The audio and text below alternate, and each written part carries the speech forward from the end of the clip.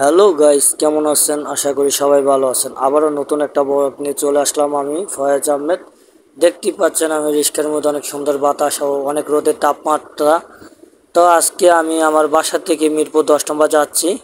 তো এটা আমার বাসার যে আশেপাশে, এখান থেকে ধরেন আমি রিস্কায় ওঠার পর এটা হলো আপনার সবুজ বাংলা, যেটা MD5 বলে, ওইখান দিয়ে আমি রিস্কাতে যাচ্ছি। তো আশা করি রিক্সাতে যাওয়ার সময় অনেক মজা আর অনেক কিছু লাগলো। দেখুন আশেপাশে অনেক দোকানপাট অনেক কিছু আছে। তো চেষ্টা করেছি একটু হালকা ভিডিও করে আপনাদের মাঝে দেখানোর জন্য। তো আমি চেষ্টা করবো আপনাদেরকে আরও সুন্দর সুন্দর ভিডিও দেওয়ার জন্য, বড় ভিডিও দেওয়ার জন্য।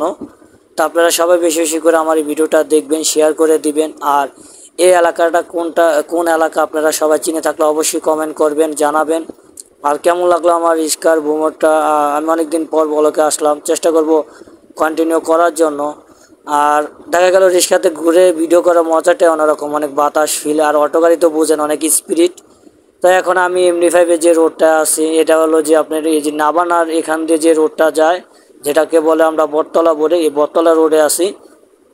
রোডটা অনেক সুন্দর পরিবেশ। এখন আপাতত যে দেশের অবস্থা, এই দেখুন রিস্কওয়ালা মামাকে এখন, এই সে রিস্কওয়ালা মামা দেখুন, সে চালাচ্ছে অনেক কষ্ট। আর এই যে রোডটা, এটা হলো MD5 রোড। MD5 রোডটা আপনারা যারা চিনেন অবশ্যই কমেন্ট করে জানাবেন এই রোডটা কোন জায়গার। আর আশেপাশে পরিবেশ অনেক সুন্দর, অনেক মজা।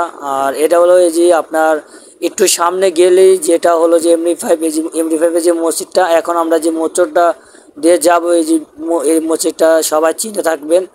এখন এই যে MD5 বটতলা, এই যে বটতলা পার করলাম। এখন হলো যে যে পিএস রোডের যে রোডটা, এটা কাজ চলতেছে এখনো, ভাঙ্গাচোরা দেখতে পাচ্ছেন। মানে এটা বৃষ্টি আসলে পানিতে ডুবে যায়, রিক্সা চালাতে অনেক কষ্ট, জ্যাম লাগে।